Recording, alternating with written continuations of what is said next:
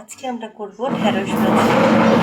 ঢেঁড়স ভাজি করার জন্য এটাকে আমরা বটু নিচ পিছনের অংশ ফেলে ধুয়ে নিয়েছি। এবার আমরা কুচিয়ে নিব।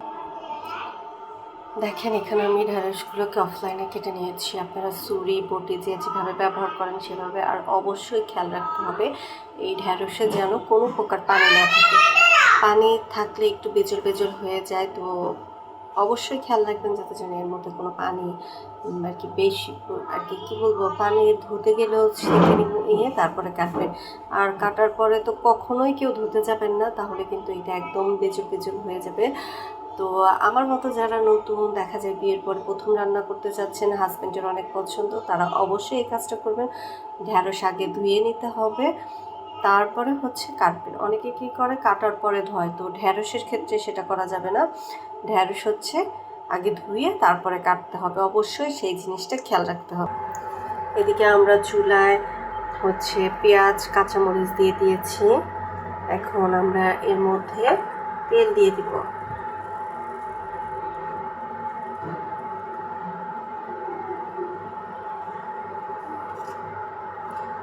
এই পেঁয়াজ আর মরিচটা এখন ব্রাউন ব্রাউন করে ভেজে নেব।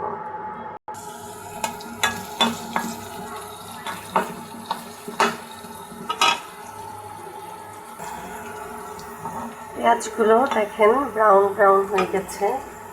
এখন আমি এর মধ্যে যা করব সেটা হচ্ছে ভাজিতে যতটুকু হলুদের গুঁড়ো লাগবে ততটুকু হলুদের গুঁড়ো দিয়ে দিলাম। আর হচ্ছে পরিমাণ মতো লবণ।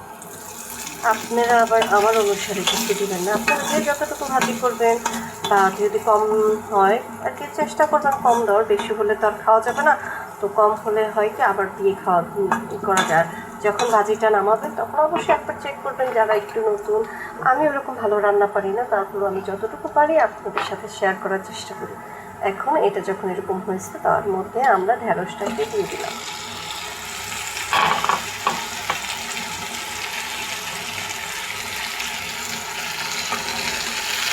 অনেকে সবুজ ঢেঁড়স ভাজি খেতে পছন্দ করে, সেক্ষেত্রে আপনারা হলুদটা ইউজ করবেন না। আমার হাজব্যান্ড আবার একটু হলুদ হলুদ পছন্দ করে, আর এটা তো সবুজ কালারই, তো দেখা যায় অতটাও হলুদ হয় না। তারা মা বাবার আর কি কী বলবো জেনারেশন ট্রেডিশন, তো যাই বলুক না কেন ওইভাবেই আর কি শিখেছি মার কাছে। যে মাকে দেখতাম ভাবি একটু হলুদ দিত, কালার সুন্দর দিত, সেক্ষেত্রে আমি একটু হলুদ। আর আপনারা চাইলে যদি গ্রিন লেডিস ফিঙ্গার খেতে চান তো ভাজি, তো সেক্ষেত্রে আপনারা কী করবেন হলুদ ইউজ করবেন। শুধু একটু লবণ ওই ভাজির মধ্যে দিলে হয় কি তেলের সাথে সাথে ওই লবণটা পুরোটাতে মিশিয়ে। আর এমনি নর্মালিও আপনি উপরে ছিটিয়ে দিতে পারবেন, সেটা আপনার ব্যক্তিগত ব্যাপার। তো আমি কী করেছি তেলের মধ্যে দিয়ে দিয়েছি যাতে ভাজিটাতে ভালোভাবে মিশে যায়। তো এই পর্যায়ে আমরা এটাকে ঢেকে দিব।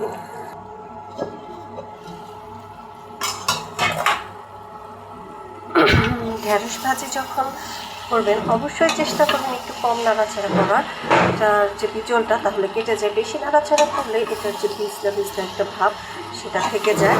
তো এখানে আমি ফার্স্ট অফ অল সব মিক্সড করার পরে আপনারা দেখেছেন, এরপরে প্রায় 3-4 মিনিট পরে আমি নাড়া দিয়েছি হালকাভাবে। তো এখন আমি এটাকে আবার একটু ঢেকে দিব। তারপরে